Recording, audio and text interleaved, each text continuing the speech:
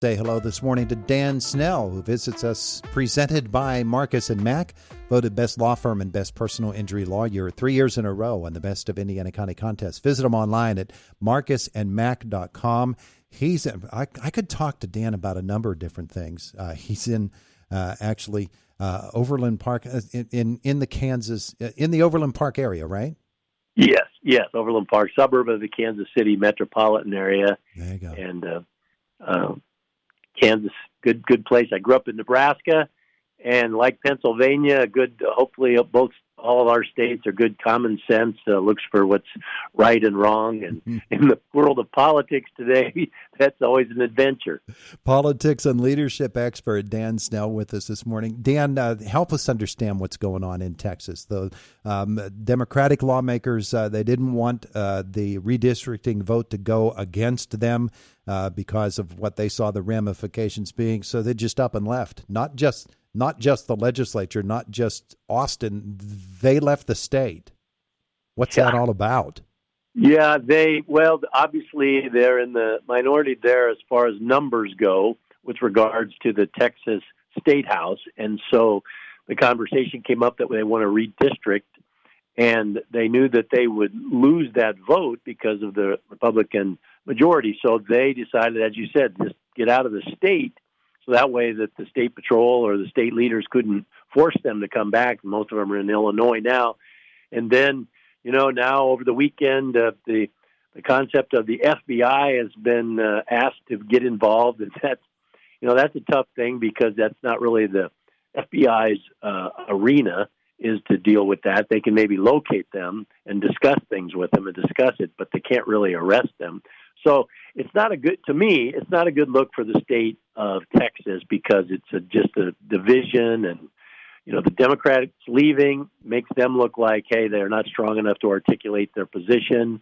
But for the Republicans, I have to say they just redistricted and signed it in 2022. So 3 years after it's already been redistricted, they're doing it again. I understand the what and the why on both sides. But for the country, for the good of the country, Pennsylvania, Kansas, wherever you're at, this kind of division doesn't help because it can lead to, if that gets passed there, then what's California, New York, and other states going to do? And it just drags out the division. I don't like to see that for our country. Well, it's kind of interesting because here in Pennsylvania, we're over a month late on a state budget. We're a month and a half late on a state budget, and it's a constitutionally mandated thing. The strength of the Commonwealth of Pennsylvania's laws, or the strength of whatever state you happen to be in, their laws and their ability to keep you on the job, they do come up against some pretty stringent tests, don't they? Yeah, it's tough to be a state legislature because in most states it's just a part-time job that doesn't pay very well, so you have to predominantly be independent, wealthy, or just truly have a passion to serve. And, state by state, everyone's different. I grew up in Nebraska where they just have a unicameral, just one house. There's not a House and a Senate like many states, and you have to go to both to get something passed. In Nebraska, it's the only unicameral. Pennsylvania, the nation looks to Pennsylvania as a pretty good common sense, good people, hardworking people. And it's got to be tough if they don't have the budget. That puts pressure on the governor and the leaders in the Senate. I'm not sure why that happens, but we just get too many negative finger pointing. That's the problem with American leadership and politics today, is because we point the finger at the other side. Look how bad they are. That's why I'm good. Instead of saying, hey, we're going to agree to disagree, but let's find a solution. The S of Winsome in my book, The Winsome Candidate, the S stands for be a solutioneer.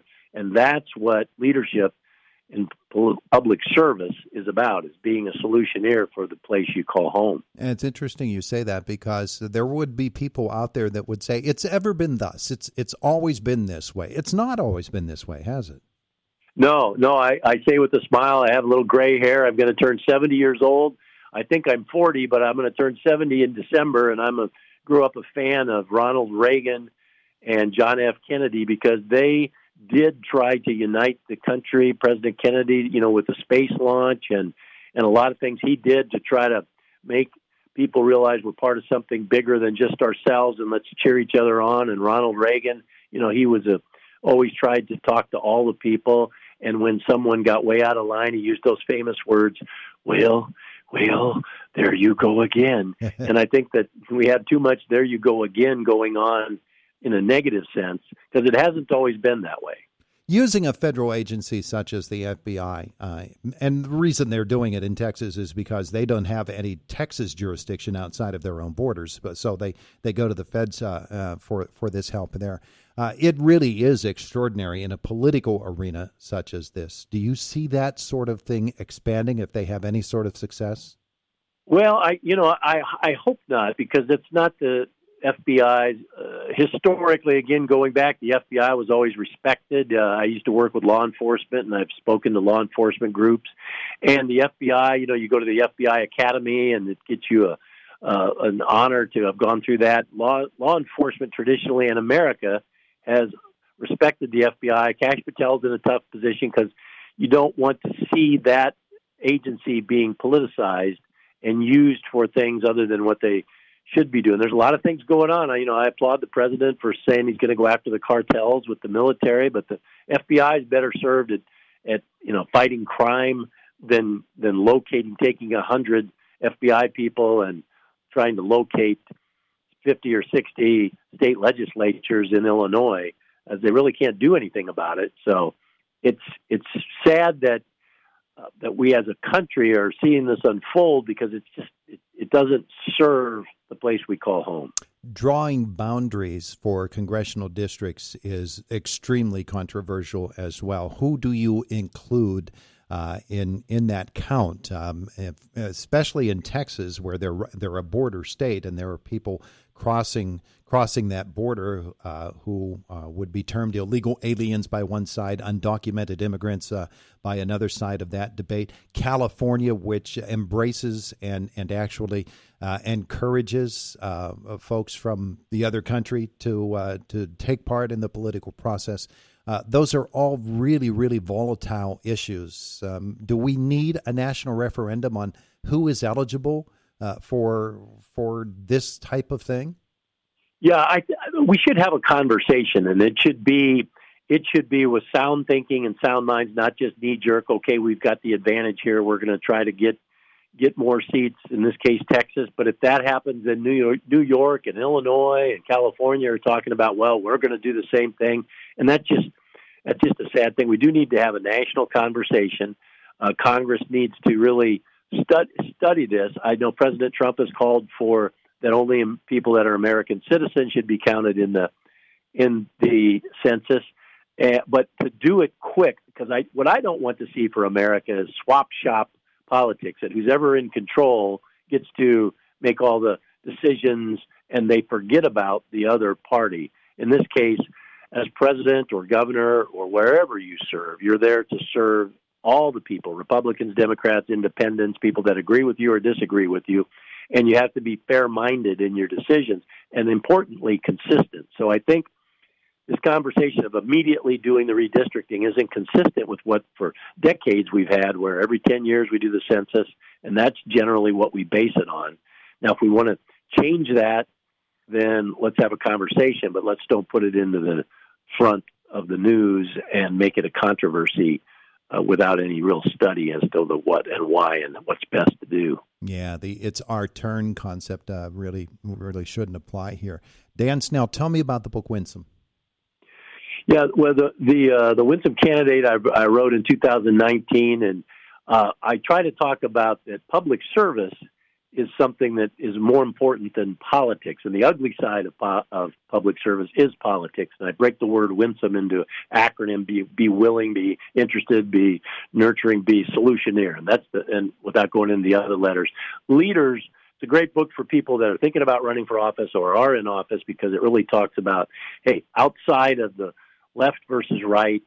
I'm a Republican. However, my parents were Democrats. I try to see what is the best for that place you call home, Indiana, Pennsylvania, or Overland Park, Kansas. And people can get it on Amazon, Barnes & Noble. TheWinsomeCandidate.com is my website. Yeah, it's pretty fascinating look at it, and I really do recommend that people do it. Dan Snell, thank you so much for visiting with us today. This has been good. Weather-wise, you okay there? It's Tornado Alley, after all. Yeah. We just like politics, we have a lot of storms here. It's raining now today, and so I won't get to go outside. And my dog is not happy when it rains, but we'll make the best of it. Well, we haven't had any rain in August yet, so we'd take some of that right now. Hey, Dan, thanks so much for visiting. You bet, Todd. You stay winsome. You have a great day.